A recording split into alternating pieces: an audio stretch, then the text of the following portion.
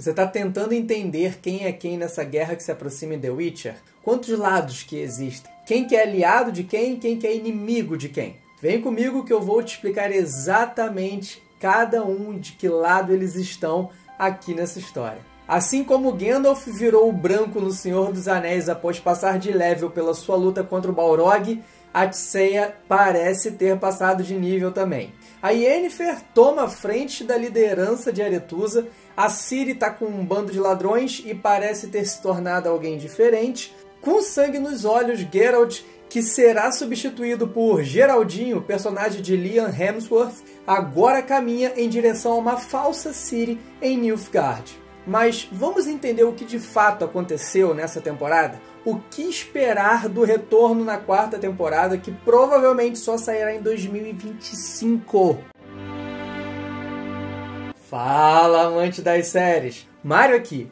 E se você é fã de The Witcher, eu imagino sua raiva e felicidade disputando aí na sua balança de emoções aí dentro. Mas pior do que isso, você deve estar tentando entender muito quem é quem e o que se passou com tantos nomes, reinos, exércitos e frentes nessa guerra que eclodirá de fato só na próxima temporada. Normal. Os nomes escolhidos dificultam muito o entendimento, mas eu vou te ajudar aqui. Mas antes, a minha rápida opinião sobre essa terceira temporada. Para mim, esses 3 últimos episódios valeram por toda a temporada. Mas o desfecho foi bem zoado, principalmente porque a gente está falando da despedida do Henry Cavill. E deixou assim até uma impressão de que o episódio 8 não tinha terminado, ou de que ele não era o último, que teria ainda um 9º episódio por causa desse 8º realmente fraco em termos de desfecho. Mas sim, terminou repentinamente, o que só prejudica ainda mais a reputação da Netflix em relação à série.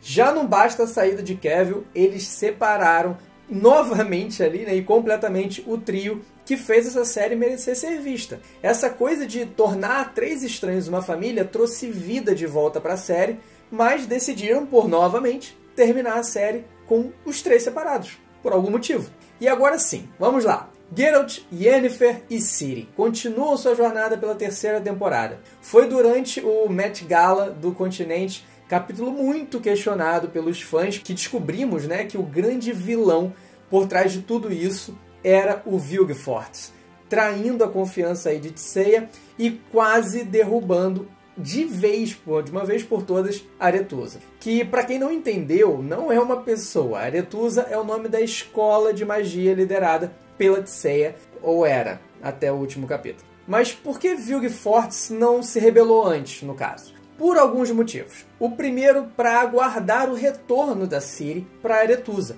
já que nem ele nem ninguém sabia exatamente onde ela estava e como recuperá-la. E também tinha ali a tentativa dele de obter o controle da escola, o que quase deu certo. Outro motivo também era ele obter o livro dos monólitos, livro que tem como mais importante, né, informação o segredo para banir de uma vez por todas os elfos desse mundo, no caso dessa esfera. E falando do livro, Vilgefortz não está com ele, não necessariamente. Ele enviou o livro e o Istredd juntos através de um portal. Provavelmente para algum lugar assim onde o Istredd está aprisionado. Provavelmente, é lógico. Ou seja, ele ainda está vivo, então a gente pode aguardar o Istredd voltando aí na 4ª temporada. Outro que pode também estar vivo é o Stregobor. Apesar da cena em que ele usa magia de fogo, dá a entender que ele morreu. Nada lhe foi falado ou mostrado após isso. Então existe sim essa possibilidade. Ele usou o fogo para repelir os elfos e guardas do Chama Branca. Ou seja,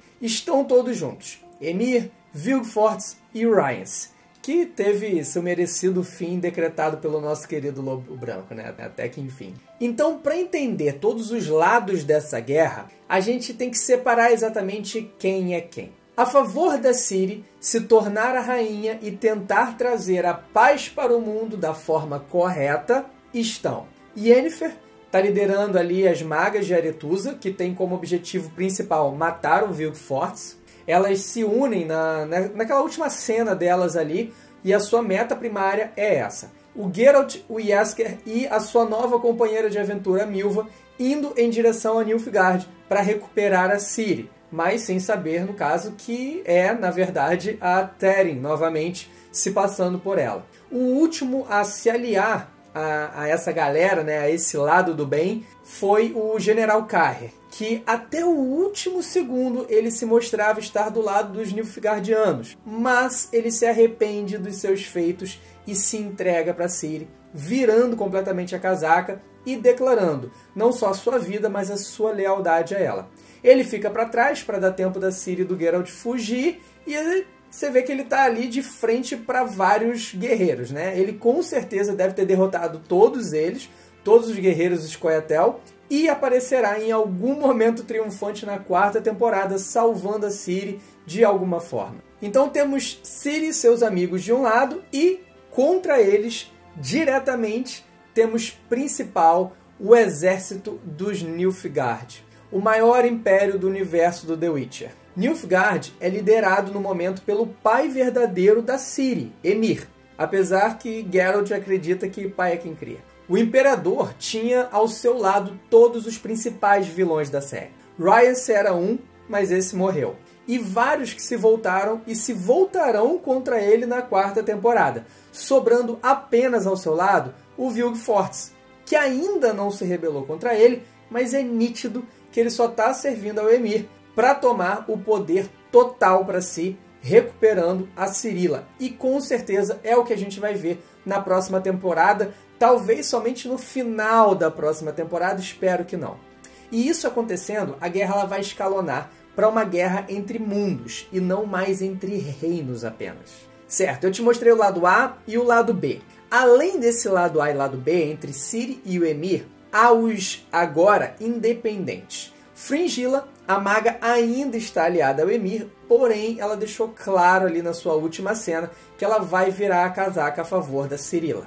Porém, não tem desejo de lutar ao lado das magas de Aretusa. E assim, com a sua virada de casaca, ainda não declarada, a Fringilla abalou a recém-lealdade a Emhyr da Rainha dos Elfos e líder dos Scoia'tael, Francesca, fazendo assim com que, apesar de momentaneamente, né, leal ao Emhyr, a Francesca, para salvar os Scoia'tael e o restante dos elfos, ela se una a Ciri por necessidade. Em uma aliança no estilo o inimigo do meu inimigo é o meu melhor amigo. Ou seja, Francesca e Fringilla ainda estão com o Emhyr, mas no seu último episódio ali, na última cena delas, elas se mostram independentes e Francesca declara vingança, não só ao Emhyr, como também à própria Fringilla. E larga ela sozinha, do tipo, sai pra lá, você vai sofrer igualmente a ele, mas naquele momento ela não fez nada. Como independentes na guerra, há também as druidas, que provavelmente tomarão o lado de Ciri e Geralt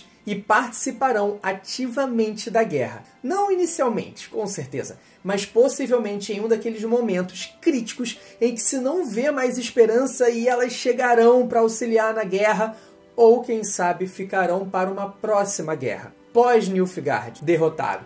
A guerra entre os mundos, que eu supus ali no caso anteriormente. Agora existe ainda um quarto lado, uma quarta frente. Esse menos dramático é o do reino de Redânia, que deseja o controle da Ciri e, consequentemente, unindo Redânia a Cintra para que eles se tornem aí o reino mais forte do norte e se verem livres de uma vez por todas das ameaças nilfgaardianas e também a da influência da Irmandade dos Magos. Eles querem se ver completamente livres e soberanos. Redânia, que tinha Vizimir como rei, agora morto, e substituído por seu irmão, o Redovid. Na verdade, Redânia ela é liderada não por algum rei ou por algum príncipe, nem por nenhum dos dois. Ela, no momento, está sendo liderada pela dupla Dijkstra e Filipa. Eles são responsáveis por todos os movimentos de Redânia nas tramas da série. E por que todo mundo quer a Ciri, a Cirila? Porque ela é a única princesa de Cintra, que hoje ela está sendo controlada pelos Nilfgaardianos, apesar da independência do reino. E também pelo seu sangue. Ela tem o chamado Elder Blood, ou Gene Lara, associados a uma magia absurdamente poderosa. Algo que hoje praticamente não há quem conheça os limites desse poder. E isso é o mais assustador, principalmente para Francesca, que sabendo do poder dela e sabendo que ela ainda é muito jovem, morre de medo de se aproximar dela. O poder do Elder Blood é conhecido como capaz de navegar entre as esferas. As esferas são como mundos, planetas, e Cirilla tem o poder de viajar entre esses mundos. E os monólitos, aquelas pedras pretas que quase foram esquecidas pela série nessa terceira temporada, são uma forma de facilitar a comunicação e a viagem entre esses mundos, entre as esferas. Com o poder da Ciri, juntamente com os monólitos, é possível criar fendas entre esses mundos, possibilitando que seres, principalmente monstros, como a gente já viu, possam atravessar essa fenda como uma espécie de teletransporte entre esses mundos. E é esse o principal motivo do Vilgefortz querer o controle sobre a Ciri, para ele obter o controle das esferas, expulsar os elfos do continente e dominar não só o continente, como outros mundos. Por isso também Francesca espera que ao lado de Ciri, finalmente, os elfos que um dia foram soberanos e hoje se encontram ameaçados, possam, finalmente, voltar a viver em paz.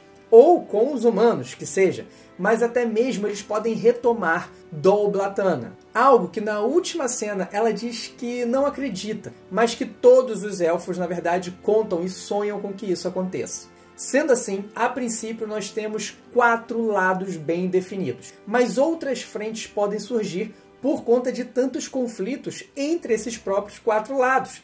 Tem gente que é aliado desse, mas que não gosta desse aqui, que é aliado desse. Então causa um conflito e isso pode acabar gerando mais e mais frentes. Agora, vamos para uma outra explicação. Por que que a Ciri disse que se chamava Falca na última cena? Muitos anos antes da história que vemos, Falca foi a princesa de Redânia, que ao ser abandonada pelo seu pai, se tornou uma rebelde. E ela se tornou líder de um grande grupo de rebeldes, levando à morte do seu próprio pai e seus irmãos. Assim ela perde completamente o controle, ganha a fama de demônio sanguinário, e aí Falca esteve nas visões da Ciri enquanto ela estava no deserto. E ainda não ficou bem definido se de fato aquilo foi uma visão ou se existia alguma influência da energia de Falca sobre ela naquele momento. De qualquer forma, ela conheceu e foi ajudada pela Falca para conhecer a magia proibida que controla o fogo. O que parece em algum momento fazer com que dê a entender que a Ciri tem sangue de Falca, mas não, ela não tem. Contudo, como Falca, na visão da Ciri, ensinou ela e ajudou ela a não morrer, a Ciri meio que pegou um pequeno apreço, apesar da repulsa pela fama. E após matar um homem pela primeira vez, se vendo sozinha e desesperada pelo ato grotesco dela de tirar a vida de alguém, a Ciri se autodenomina Falca, fazendo com que acreditemos que na próxima temporada ela encarnará ali um lado mais sombrio que ainda não foi mostrado pela série. E isso também leva a gente a começar a entender por que o Geralt ele vai estar com um rosto diferente. Tanto eles podem ignorar por completo, como praticamente todas as séries fazem, simplesmente mudam o ator e nada acontece, ou assim como a Cirilla, como está num lugar onde ninguém a conhece, ela só precisou mudar o nome, o Geralt não seria tão fácil assim. Então provavelmente ele poderia passar por alguma mudança, uma cirurgia plástica, basicamente como a Yennefer passou. E aí, passando por essa cirurgia magicamente plástica, ele estaria com o seu rosto diferente. E aí que entra o Geraldinho, o Lion. Eu não gosto muito dessas ideias, eu não sei como eles vão fazer, eu tô bem chateado com isso, mas para falar aqui com vocês, com toda certeza eu vou assistir a próxima temporada, mas não sei se eu realmente me dedicaria tanto se não fosse pelas séries do Porto. Tá, e quando veremos então a 4ª temporada de The Witcher? Segundo alguns blogs especializados em The Witcher, a produção da 4ª temporada da série de The Witcher, da Netflix, ela está suspensa. E as gravações só devem recomeçar em 2024, com estreia em 2025. Isso é muito tempo. Uma janela desse tamanho, com uma mudança abrupta de ator, né, do ator principal da série, isso é muito perigoso para The Witcher. Mas não tem muito o que fazer, porque a culpa não é da mudança do ator, nem da Netflix. A culpa é sim da greve dos roteiristas e do Sindicato dos Atores nos Estados Unidos. A greve não só está atrapalhando The Witcher, como ela tem atrasado inúmeros filmes e outras séries também. Espero que tenham gostado dessa explicação aí de The Witcher. Não se esqueçam de deixar aquele comentário sobre a temporada, o que você achou, o que você está pensando, o que você espera para a próxima, e de compartilhar o vídeo com que você gosta e outros amantes de séries que você conhece. E se você ainda não é inscrito, pelo amor de Deus, é um clique para curtir, um para se inscrever no canal. Um grande abraço, até a próxima e tchau, tchau!